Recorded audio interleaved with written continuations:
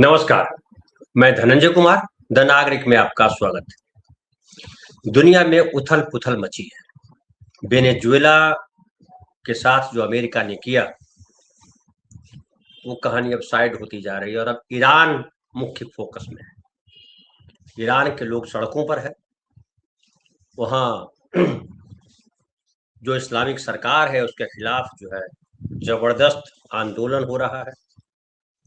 कई लोग मारे गए हैं और अमेरिका का उसमें सीधा दखल है। हम उस पर बात करेंगे, लेकिन पहले हम हिंदुस्तान में बात करते हैं।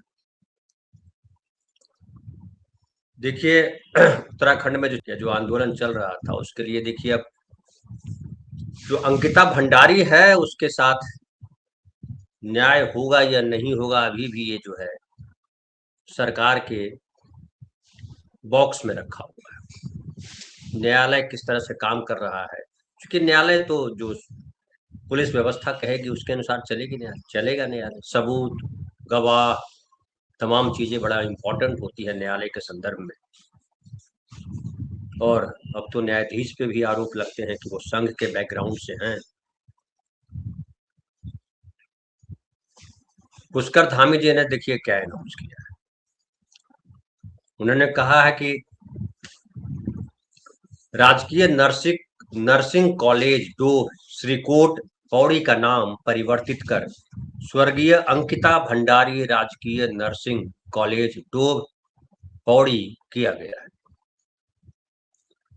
हमारी सरकार पीड़ित परिवार के साथ पूरी मजबूती से खड़ी है।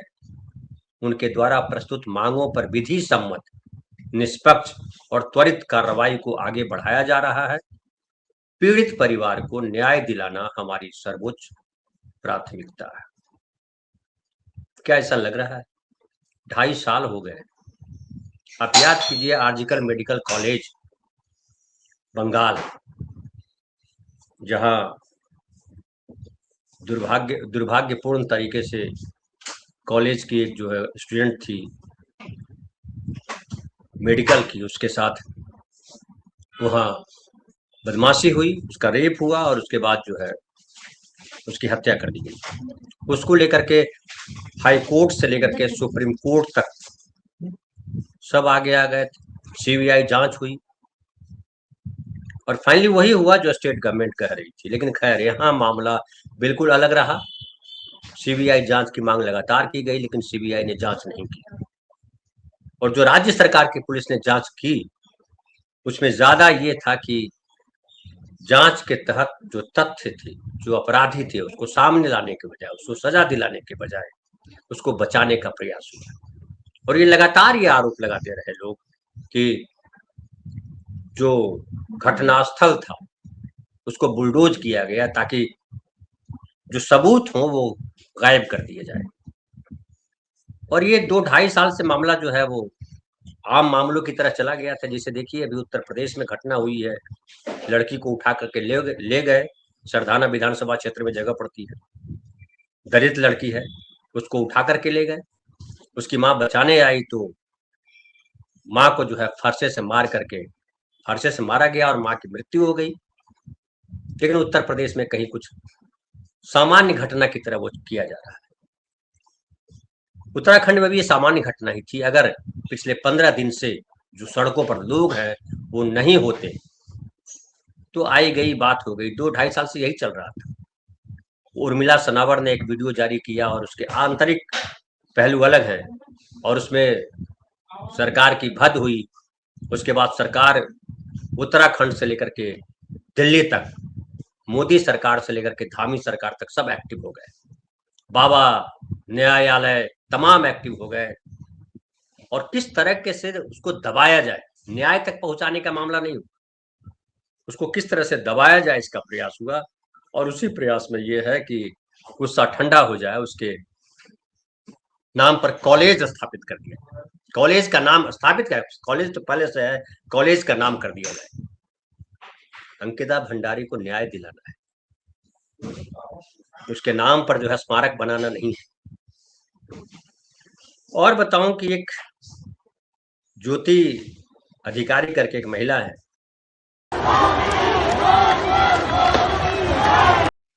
ये तो ईरान में दिखा रहा था, ईरान में बाद में आता हूँ। ज्योति अधिकारी को पहले पूछिए। एक चीज साफ साफ आज मेरी वीडियो के माध्यम से बताओ कुछ, ये लेके आए नहीं आए तुम लोग? ये लाए हो नहीं लाए हो? नहीं लाए हो, क्योंकि ये लाने की आदत नहीं है ना पहाड़ की औरतों को। अब पहाड़ की औरतें आती है नच पिछड़ा पहन के, किसके पास? उनके पास, क्या कहते हैं, नेताओं के पास। अब यहाँ कोई नेता नहीं आया है ना, वरना ये जो कैमरे आपको दिख रहे हैं ना, ये 36 होते हैं अभी। और ये sir sir sir sir sir आप आए, सर सर सर करके ये घूम रहे होते। बहुत से लोग मुझे कह रहे थे कि गई भाजपा वालों ने, आप भाजपा वालों ने छोड़ दिया इसको, कांग्रेस की टट्टू बन के गई है। तो आज अगर यहाँ पे कोई कांग्रेस का नेता आया तो मुझे बता दे कि कितनी रकम दे रखी उसने मुझे यहाँ आने की, दे रखी किसी ने? या कोई यूकेडी वाला बोल दे कि ज्योति अधिकारी को अच्छे खासे रकम दे रखे, तब जाके आके बोल रही है। किसी के बाप से ना डरती थी ना डरती हूँ, और आई हूँ, आऊंगी भी। पहले भी आए थे, अभी भी आए हैं, और तुम जितनी आ रहे हो सल्यूट है तुमको। जो नहीं आई है कोई नहीं, अपनी बच्चों का इंतजार करो। इसके लिए आए थे, उनके लिए भी आएंगे। नेताओं ने सर्विस लेनी छोड़ी तो होगी नहीं। आज सुबह ही मैंने उसका एक इंटरव्यू देखा था, बड़ा दांत दिखा के कह रहा है कि अरे वो कार्यक्रम खत्म हो गया। सुन देखा तुम लोगों ने? झूठ तो नहीं बोल रही हूँ मैं, देखा था। आज वो टट्टू, वो टट्टी ने बोल रखा कि वो कार्यक्रम खत्म हो गया। तो मैं उससे कहना चाहती हूँ, कार्यक्रम तो अभी शुरू हुआ है, कार्यक्रम तो शुरू हो गया है अब। कि तुम लोग भी डरे हुए हो कि नेता के खिलाफ बोलना नहीं हो। जितने भी पुलिस वाले आ गए बेचारे डरे थे, पता नहीं क्या जो होगा। तो उनसे भी मैं कहना चाहती हूँ, ज्यादा कुछ नहीं होने वाला यार। इतनी जो जनसंख्या होती है, ये तो साली किसी नेता के रिबन काटने में खड़ी रहती है ना। हम तो ऐसे ही आ रहे हैं, आओ मोमो चाउमीन खाओ, घर को निकलो। क्या करना है? जिसकी लड़की मर गई मर गई। अब जब दोबारा कोई लड़की मरेगी फिर इकट्ठा हो जाएंगे, फिर व्यूज कमा लेंगे, फॉलोवर बटोर लेंगे। क्यों? एक आधों को और कुछ बोलना है मेरे खिलाफ भी? तो ये देखिए, ये तो ज्योति अधिकारी है, वो सोशल एक्टिविस्ट है और लगातार पूरे आंदोलन में बेहद एग्रेसिव नोट पर रही। और एग्रेसिव नोट पे इसलिए कि आक्रोश है, संवेदनशील महिला है। ये भी कहा लोगों ने कि जो ये बता रही थी कि लोगों ने कहा कि कांग्रेस की एजेंट है, कांग्रेस ने उकसाया, उस पर भी क्लियरिटी थी। समाज में आम आदमी जिस तरह से अपने अपने तक सिमट गया है और अपने ऊपर भी जब बीतती है तो सिवाय आंसू और ईश्वर को याद करने के अलावा उसके पास कुछ बचता नहीं है सामान्य आदमी के पास।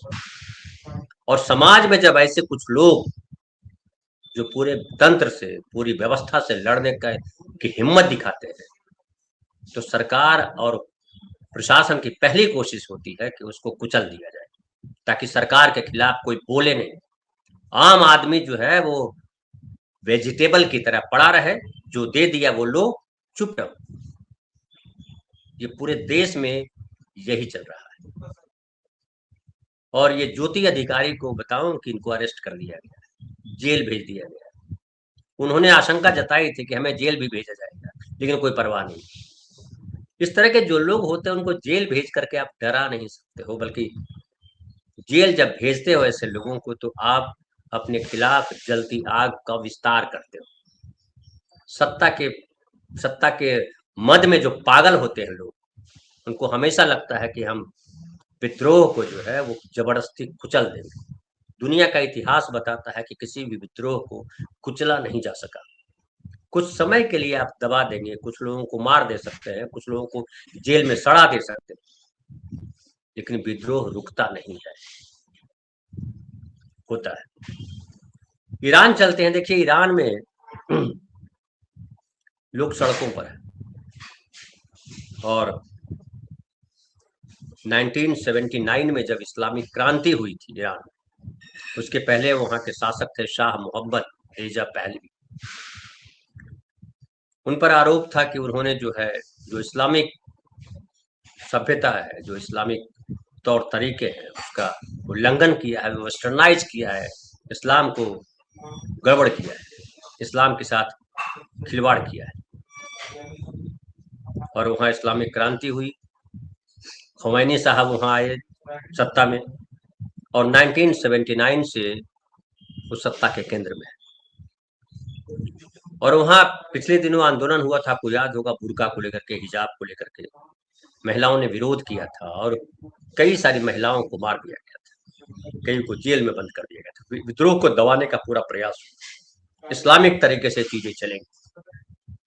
हालांकि दुनिया में तमाम देशों में धर्म के खिलाफ एक तरफ धर्म के आधार पर लोग लड़ाई कर रहे हैं, लेकिन धर्म के खिलाफ जनाक्रोश बढ़ता जा रहा है।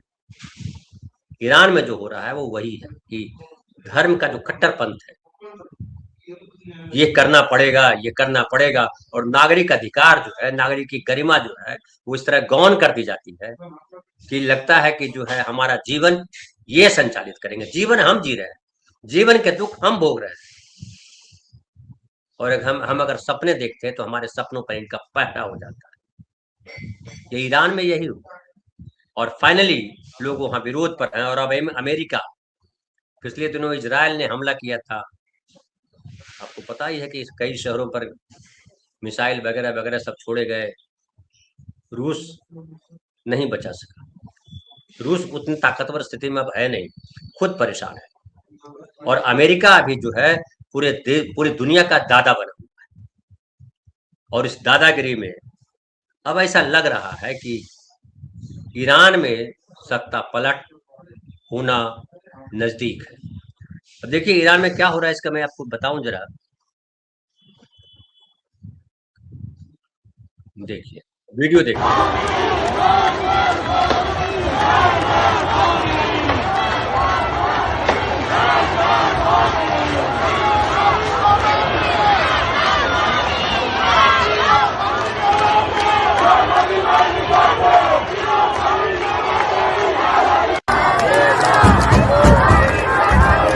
فتح تهران!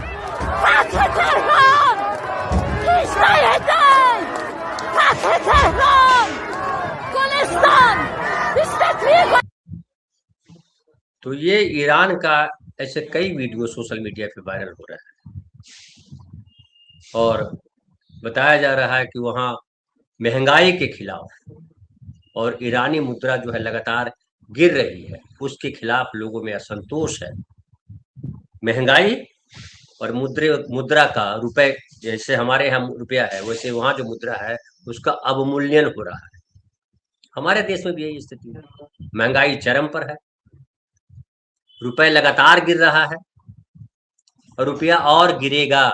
जिस तरह से टैरिफ लगाने की बात अमेरिका कर रहा है, ट्रंप कर रहे हैं, रुपया अभी और बताया जा रहा है, जो आर्थिक विशेषज्ञ है, कि रुपया तेजी से गिरेगा, 100 के पार जा सकता है। और ईरान की भी फिलहाल बात कर लो, फिर हम आएंगे हिंदुस्तान पर।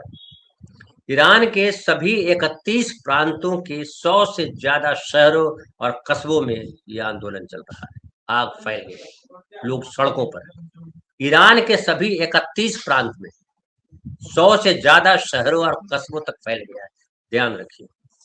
और वहां ये प्रदर्शन जो है पिछले 8 मतलब लगभग कहा जा रहा है कि 2 सप्ताह से ये चल रहा है।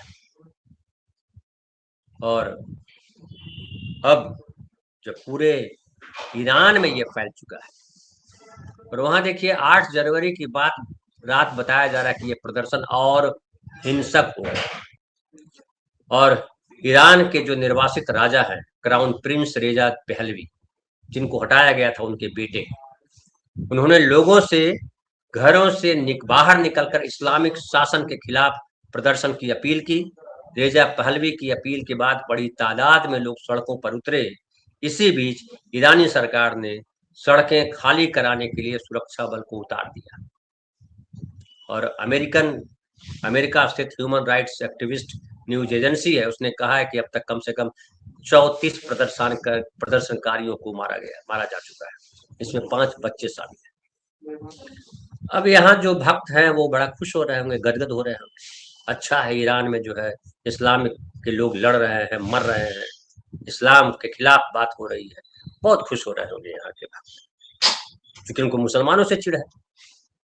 लेकिन उनको नहीं पता है शायद कि ईरान जो है हमारा कितना बड़ा सहयोगी रहा, तब भी जब ईरान जो है में राजा का शासन था, और आज भी जब ईरान में इस्लामिक शासन है।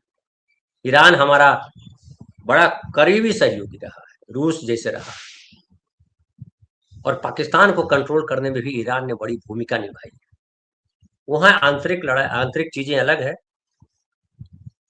एक देश दूसरे देश के मामले में इस तरह से दखल देता नहीं है जिस तरह से अमेरिका आज दे रहा है। कभी सोवियत संघ ऐसा किया करता था। तो ईरान में जो हो रहा है उसके उससे भक्त खुश हो सकते हैं, लेकिन ये दुख की घटना इसलिए है कि ये अमेरिका का दखल इसमें है, और अमेरिका का दखल उस हद तक है कि अमेरिका की कठपुतली सरकार यहाँ स्थापित हो जाए, अमेरिका के कहे के अनुसार ईरान चले। अब देखिए बीबीसी बता रहा है कि पश्चिमी प्रांत इलाम के छोटे से शहर दोमार से आए वीडियो में, बहुत सारी वीडियो सोशल मीडिया पे आ रहा है, तोप टैंक आतिशबाजी मौलवियों को जाना होगा के नारे लगाते दिखे। इस नारे को धार्मिक सत्ता से जोड़कर देखा जा रहा है। एक दूसरे वीडियो में लोग एक बैंक के बाहर कागज हवा में उछालते दिखे। एक अन्य वीडियो में इलाम, केरमनशाह और लोरेस्तान प्रांतों के कई ज्यादातर कुर्द आबादी वाले शहरों और कस्बों में दुकानें बंद दिखी, और तेहरान में बाजार बंद रहे। छात्रों ने यूनिवर्सिटी कैंपस पे कब्जा किया। इसके तुरंत बाद सरकार ने पूरे देश में इंटरनेट और फोन लाइनें काट दी, जिसे इंटरनेट वॉचडॉग नेट ब्लॉक्स ने हिंसक दमन की तैयारी बताया। फिर भी कुछ लोग स्टारलिंक जैसे तरीकों से वीडियो पोस्ट कर रहे हैं। स्टारलिंक कहाँ का है?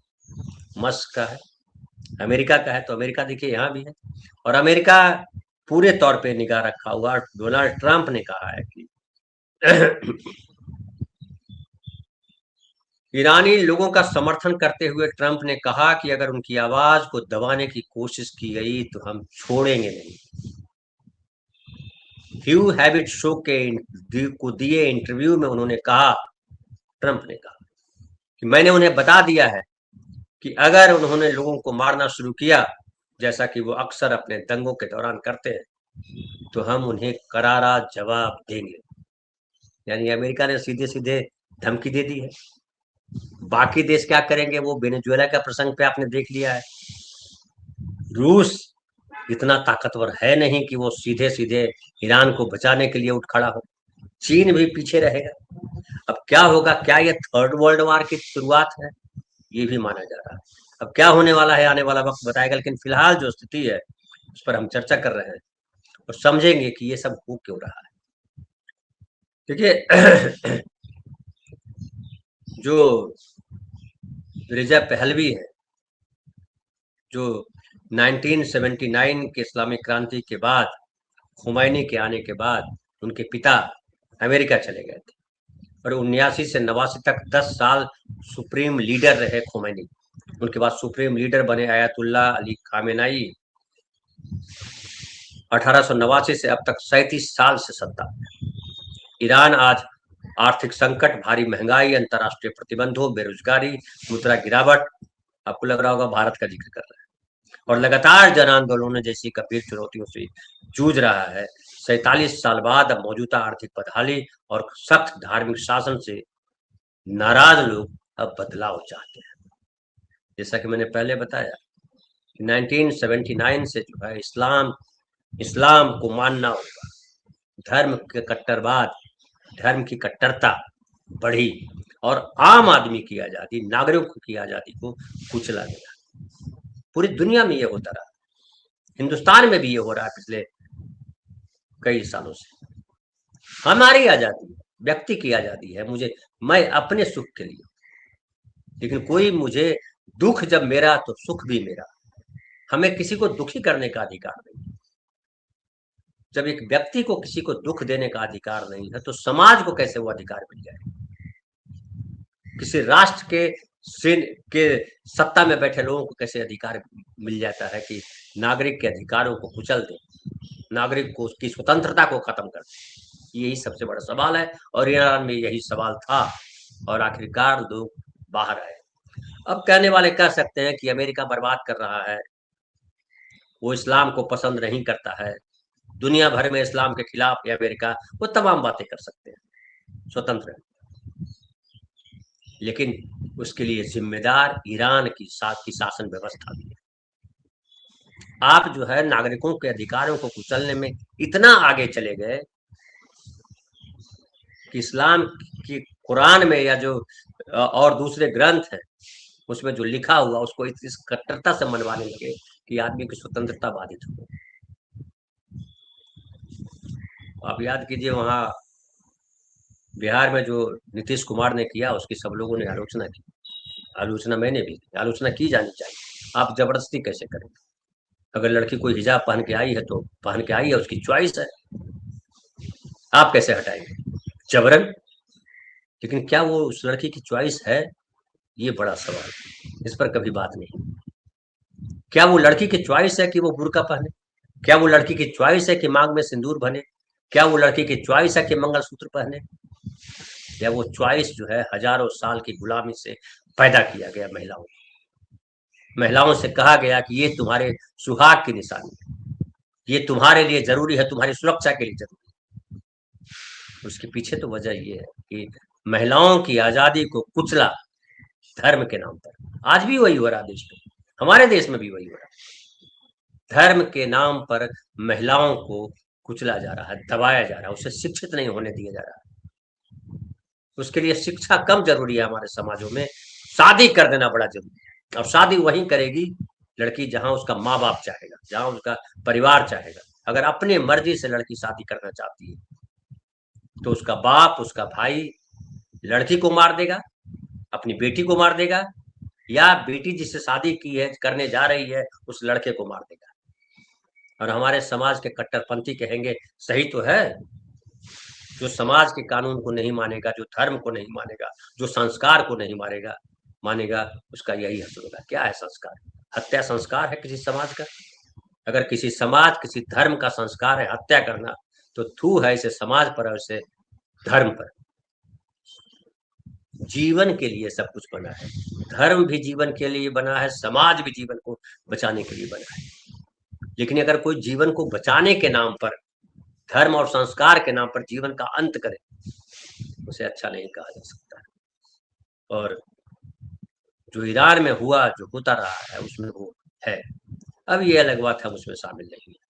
हम अमीर ईरान के मामलों में अपने चीजों से मतलब रखते हैं। अब उस पर भी बात करेंगे। जो हमने लगाई है कि मोदी नेहरू की शरण में, वो कैसे हैं वो आपको मैं बताऊंगा। अब देखिए, अब ये भी है कि जो वेनेजुएला है उस पर अमेरिका ने जो किया, उस पर भारत चुप रहा। हमने भी सवाल उठाया कि मोदी जी हर जगह जो बोलते हैं वो क्यों नहीं बोल रहे हैं। देखिए, मोदी जी को पता है कि बोलने की औकात नहीं है भारत की, उनकी कम से कम। भारत तो अभी भी बोल सकता है, लेकिन मोदी जी क्या बोल सकते हैं?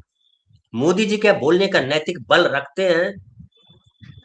नेहरू हर जगह जहां जो अपेक्षित था वो बोलते थे उसके लिए कि, और दुनिया उनकी बात सुनती थी, क्योंकि नेहरू के पास नैतिक बल था। भारत को उन्होंने जो है तमाम फसादों से, तमाम विषमताओं से, तमाम अत्याचारों से निकालने की कोशिश करते रहे नेहरू, अकेले अपने दम पर। और मोदी क्या कर रहा है? कहा जा रहा है कि भारत ने अमेरिकी कार्रवाई की निंदा इसलिए नहीं की, जो वेनेजुएला में का किया ट्रंप ने, कि council for strategic and defence research के संस्थापक हैप्पीमैन जैकब कहते हैं कि ये भारत का रुख नया नहीं है, दूसरों के मामले में नहीं बोलना। उन्होंने एक्स पर लिखा है कि भारत की इस तरह की प्रतिक्रिया के उन्होंने कई कारण गिनाए हैं। एक कारण तो ये है कि उन्होंने कहा कि भारत ने रूस के यूक्रेन पर हमले की भी निंदा नहीं की। जब रूस ने यूक्रेन पे हमला किया था तब भी मोदी ने नहीं बोला था, आप याद कीजिए। और अब मोदी वेनेजुएला के मामले में अमेरिका की कार्रवाई पर निंदा करेंगे, ये संभव नहीं था। उधर नहीं बोला तो इधर भी नहीं बोलेंगे। और यही इन्होंने कहा है कि ये नेहरू की जो पॉलिसी थी, नॉन अलाइनमेंट मूवमेंट जो था, कि महाशक्तियां जो लड़ रही हैं उनके बीच में हम नहीं बोलेंगे और एक की निंदा करेंगे तो दूसरा पक्ष भी वही करेगा कि उसकी भी निंदा कीजिए। और ट्रंप की ऐसी नीति के बावजूद वाशिंगटन और मॉस्को दोनों भारत की सुरक्षा के लिहाज से अहम सहयोगी बने हुए। भारत ने नहीं किया वो यूक्रेन वाले प्रसंग में निंदा, यहाँ भी निंदा नहीं करेगा, तो तब अमेरिका नाराज था, अब मॉस्को नाराज होगा। दोनों को लगेगा कि नहीं भाई, भारत इस मामले में नहीं बोलता है। और लिख रहा है ये कि भले ही वह कोई बड़ी कानूनी गलती क्यों न हो, तो आप उसका ढोल नहीं पीटते, बल्कि अपने हितों और संवाद के रास्ते खुले रहने के लिए कई बार चुप रहना ही बेहतर समझा जाता है।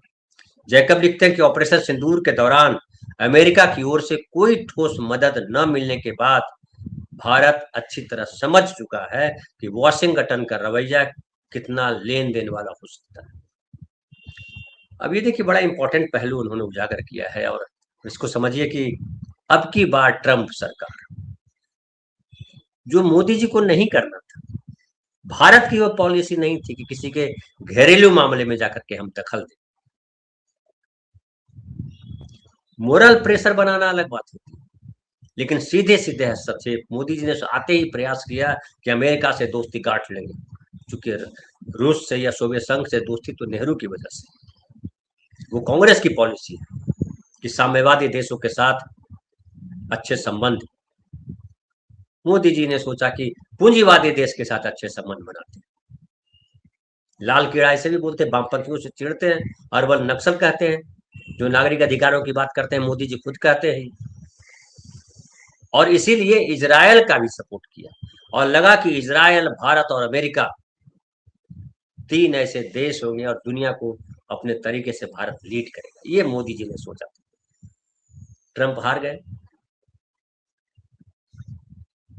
फिर दूसरी बार में ट्रंप जब चुनाव लड़ रहे थे, मोदी जी गए नहीं, ट्रंप चिढ़ गए,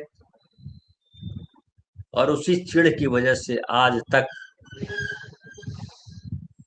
ट्रंप भारत और मोदी के खिलाफ। मोदी के बारे में बोलते जरूर है कि हमारे बड़े अच्छे मित्र, कोई मित्र को नंगा करता है, कोई मित्र को बेइज्जत करता है। 55 बार कहा ट्रंप ने कि जो ऑपरेशन सिंदूर है, जो भारत पाकिस्तान के बीच जो युद्ध हो रहा था, वो हमने रुकवाया। क्या क्या नहीं कहा मोदी जी को। ये भी कह दिया कि मोदी ने खुद ही फोन किया था, मैं क्या मैं आ सकता हूं। अब उसको नए तरीके से कहा जा रहा है, यहाँ के मीडिया में कहा जा रहा नहीं, मोदी जी नहीं गए थे। मोदी जी को बार बार रिक्वेस्ट किया, खुद मोदी जी ने कहा था एक सभा में भुवनेश्वर जब गए थे कि ट्रंप ने कहा कि आइए, हमने कहा नहीं, अभी हमें यहाँ का बहुत जरूरी काम है। ट्रंप ने कहा वो झूठ है।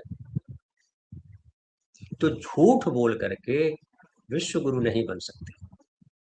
अपने देश के भीतर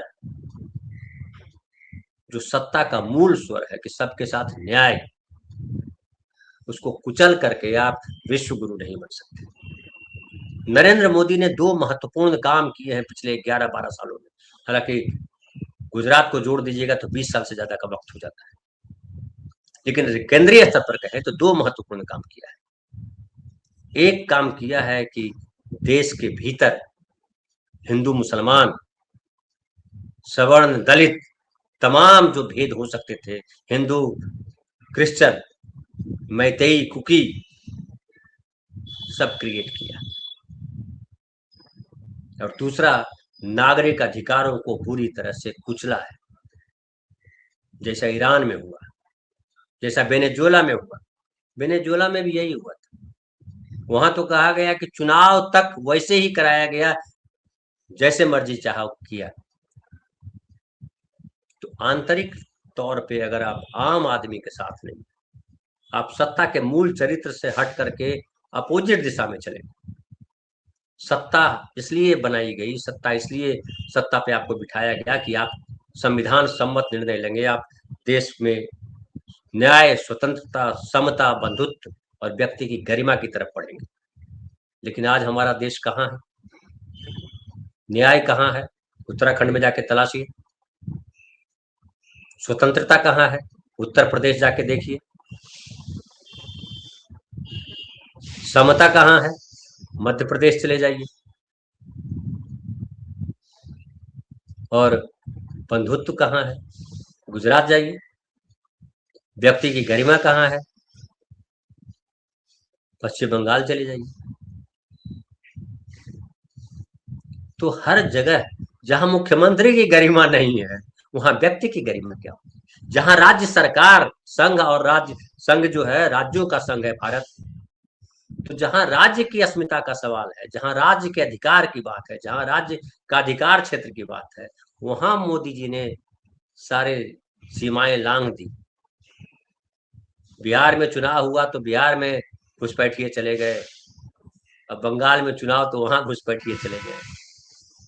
तो आप जो है जब अपने देश के नागरिकों को, उसकी स्वतंत्रता को, पूरी न्याय व्यवस्था को चौपट करेंगे तो दुनिया में आपका कहीं मान नहीं रहेगा। अब वो नेहरू के शरण में इसलिए है कि उनको लग रहा है कि ना काहू से दोस्ती ना काहू से बैर वाला भाव में रहा जाए, नहीं तो पता चला कि हम इधर से भी कूच देंगे, उधर से भी कूच देंगे। और इनको डर है मोदी जी को कि कहीं ईरान में जो हो रहा है भारत में भी न शुरू हो जाए, बांग्लादेश में जो हुआ वो भारत में भी न शुरू हो जाए, ये डर है। और दुनिया के हर देश में जहां कट्टरपंथ, जहां सनकीपन है, जहां गुंडाई है, अपने नागरिकों को ही अगर कोई रौंदने का प्रयास करता है सत्ता में बैठ करके, उसके नागरिक अधिकारों को कुचलने का प्रयास करता है, तो तय मानिए उसके भीतर भय होता है, अपनों से भी और गैरों से भी। जो अपनों का विश्वास नहीं जीत पाए वो क्या राजा है? कब तक राज्य करेगा जिसे अपनों का भी भरोसा नहीं? खूब चर्चा चलती है कि मोदी जी किसी पे भरोसा नहीं करते, किसी मंत्री की इतनी औकात नहीं है कि अपने तम निर्णय ले सके। वो पीएमओ तय करता है और पीएमओ बताता है आपको ये करना है। जब ये स्थिति अपने मंत्रिमंडल में हो, संसद में विपक्ष को जो है देशद्रोही बताए और आम आदमी के साथ वादा करके कि आप जहां झोपड़ी वहीं घर होगा, आप वादा खिलाफी करें और झोपड़ी तोड़े, गरीबों को ठंड में, और दरोगा गाली दे माँ की, आपकी माँ को गाली दे कोई बेवकूफ आदमी, तो पूरा राज्य बंद करवा दो आप। अरे आप तो उसको उठा के बंद कर देते जेल में, राज्य बंद कराने की क्या जरूरत थी? क्या राज्य ने आपको गाली दी थी? लेकिन पूरे देश में पुलिस जिस तरह से गालियां देती है आम आदमी को, मोदी जी को कभी उसकी याद नहीं आती। जो रेखा आर्या का पति उत्तराखंड के जो मंत्री है, उसका पति गिरधारी लाल आर्या बिहार के महिलाओं के बारे में कहा कि वहां 20-25 हजार में महिलाएं बिकती है, पूरे बिहार की महिलाओं का अपमान किया। क्या हम बहन बेचते हैं? क्या हमारी माँ बिकी हुई थी? ये सवाल हर बिहारी को अपने आप से पूछना चाहिए। और बिहारियों को चाहिए था कि नरेंद्र मोदी से कहता कि नरेंद्र मोदी जी आपको घुसने नहीं दिया जाएगा, आप बोलिए कि ये गिरधारी लाल शर्मा ने जो है गलत काम किया है, गिरधारी लाल यार उसके थूक चटवाइए, बोलिए कि थूक और चाट। नहीं करेंगे, क्योंकि बिहारी जो है फंसे हुए हैं ब्राह्मण, राजपूत, यादव, कुर्मी, कोयरी, हिंदू, मुसलमान, भाजपा कांग्रेस में फंसे हुए। वो अभी नए नए कार्यकारी अध्यक्ष बने हैं, बता रहे थे, कल मैं देख रहा था कि तेजस्वी की पहचान क्या है, लालू प्रसाद के बेटे। अरे तेजस्वी की पहचान, आपकी पहचान क्या है? आप किसके बेटे हो? बेटे अगर नहीं होते तो कहाँ होते आप? कौन सा आंदोलन किया राजनीति में आने के? तेजस्वी ने तो अपने आप को साबित किया, विधानसभा में भी बोला और देश के अलग अलग हिस्सों में जाके बोला मंचों पर। आपने क्या बोला है? कहाँ साबित किया है? तो ऐसे लोग भाजपा ही पालते, भाजपा में ऐसे ही लोग होते हैं। और देश की जो हालात है, ये न नेहरू है, एक है ना कौआ चला हंस की चाल, न हंस रहा न कौआ, यही मोदी जी का हाल है और यही देश को बना दिया है। नेहरू आप बन नहीं सकते, तो न आप जो दोस्ती करने गए थे अमेरिका से, न वो बन पाए, नेहरू हो नहीं सकते, तो क्या होगा? दुविधा में दोनों गए, माया मिली न राम। राम को जो मंदिर में बिठा दिया, क्या राम आपको वापस सत्ता दिलाएंगे? वो अयोध्या में जो चुनाव हुआ था 2024 में और बीजेपी हारी, राम ने ऐलान कर दिया था कि भैया हम तुम्हारे धतकर्मों में शामिल नहीं हैं। मोदी जी अभी भी नहीं समझे, अभी भी वही कर रहे हैं। लेकिन अब बहुत देर हो चुकी है, देश उनके कंट्रोल से बाहर है, और इसलिए कि ट्रंप उनके खिलाफ खड़ा है। और ईरान को फतह करने के बाद देखिएगा, अगर ट्रंप रहे तो भारत को पसीना छुड़ा देंगे। ट्रंप भी सन की आदमी, और अमेरिका को शिखर पे पहुंचाने का उसने प्रण लिया हुआ है। हमारे खिलाफ कोई बोले नहीं पूरी दुनिया पे। जैसे मोदी जी अडानी को लेकर के घूम रहे थे ना, ट्रंप तो खुद व्यापारी, पूरी दुनिया में क्रिप्टो करेंसी लाने की बात करेगा, पूरी दुनिया के व्यापार पे कब्जा करेगा। और सेक्स मामलों में बदनाम ट्रंप, पैसों के मामले में, भ्रष्टाचार के मामलों में बदनाम ट्रंप। जब बदनाम आदमी सत्ता में आके बैठ जाता है तो क्या होता है, वो अमेरिका भी देख रहा है और भारत भी देख रहा है। देखते हैं किसकी जीत होती है। बहुत बहुत धन्यवाद। मिलते हैं फिर हम शाम की चौपाल में।